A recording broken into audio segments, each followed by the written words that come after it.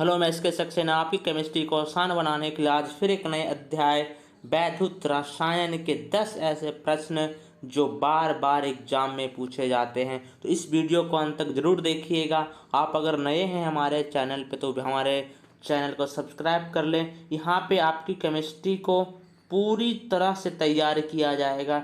एक एक ऑब्जेक्टिव हर एक चैप्टर से हम लाएंगे जिसकी आपकी तैयारी में चार चांद लग जाएं। तो चलिए क्वेश्चन को शुरू करते हैं। क्वेश्चन नंबर फर्स्ट पे आ जाओ। क्वेश्चन नंबर फर्स्ट क्या कह रहा है? लोहे का संचरण रोकने के लिए सबसे अच्छा तरीका क्या है? तो इसको कैथोड बनाकर लोहे की संचरण किया जा सकता है। संचरण आप कर सकते हैं लोहे को कैथोड बनाकर। जब कैथोड बनता है तो लोहा में जंक नहीं लगते हैं। तो एक का ऑप्शन नंबर ए बिल्कुल सही आंसर है। चलिए क्वेश्चन नंबर 2 पे आ जाओ। क्वेश्चन नंबर 2 क्या कह रहा है? सेल अभिक्रिया स्वतः होती है जब सेल अभिक्रिया स्वतः होती है तो डेल्टा जी नोट का मान क्या होनी चाहिए? ऋणात्मक होनी चाहिए। तो 2 का ऑप्शन बी बिल्कुल सही आंसर है। 2 का बी बिल्कुल सही आंसर है। क्वेश्चन नंबर 3 पे आ जाओ। क्वेश्चन नंबर 3 क्या कह रहा है? एक फैराडे विद्युत धारा प्रवाहित करने पर प्राप्त मात्रा होती है। आप वैद्युत अपघटन के नियम पढ़ेंगे तो सीधा समानुपाती किसके होते हैं? ई के होते हैं ना। तो एक फैराडे विद्युत धारा जब प्रवाहित किया जाता है तो विद्युत रासायनिक तुल्यांक के बराबर होती है। तो इसका ऑप्शन नंबर सी बिल्कुल सही आंसर है। 3 का ऑप्शन सी बिल्कुल सही आंसर है। क्वेश्चन नंबर 4 पे आ जाओ। फैराडे का विद्युत अपघटन नियम निम्नलिखित में से किससे संबंधित है? फैराडे का अपघटन का नियम इलेक्ट्रोलाइट्स के समतुल्य भार से होती है। किससे होती है? इलेक्ट्रोलाइट के समतुल्य भार से। तो 4 का ऑप्शन नंबर डी बिल्कुल सही आंसर है। क्वेश्चन नंबर 5 पे आ जाओ।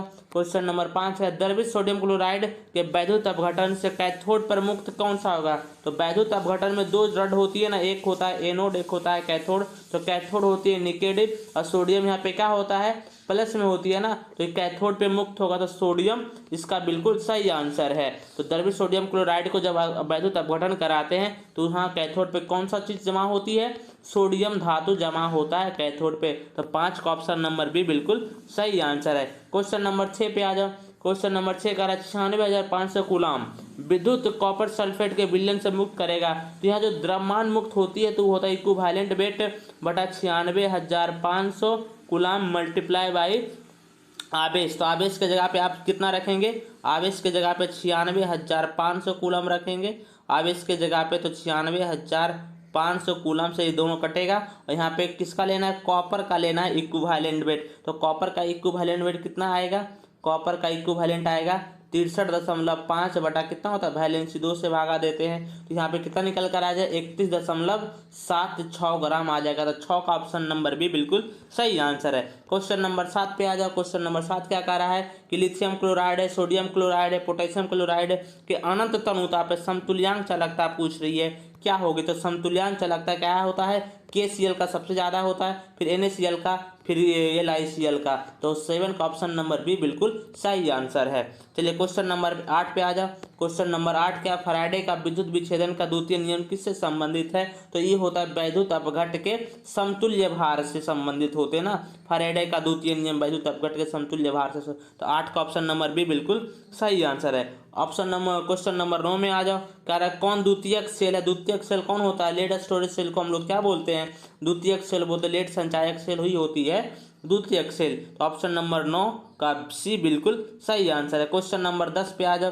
क्वेश्चन नंबर 10 क्या कह रहा है? गैल्वेनीकरण का अर्थ है की परत चढ़ाना। तो यहाँ जिंक की परत चढ़ाने को हम लोग क्या बोलते हैं? गैल्वेनीकरण बोलते हैं। किसकी परत? जिंक की परत जब हम लोग चढ़ाते हैं तो उसको हम लोग क्या बोलते हैं? गैल्वेनीकरण बोलते हैं। गैल्वेनीकरण बोलते हैं, है ना। तो हमारे वीडियो को आप डेली देखा करें। अगर कहीं पे कंफ्यूजन है तो आप हमारे वीडियो को फिर से आप रिपीट करके देखें, आपको सब समझ में आएगा।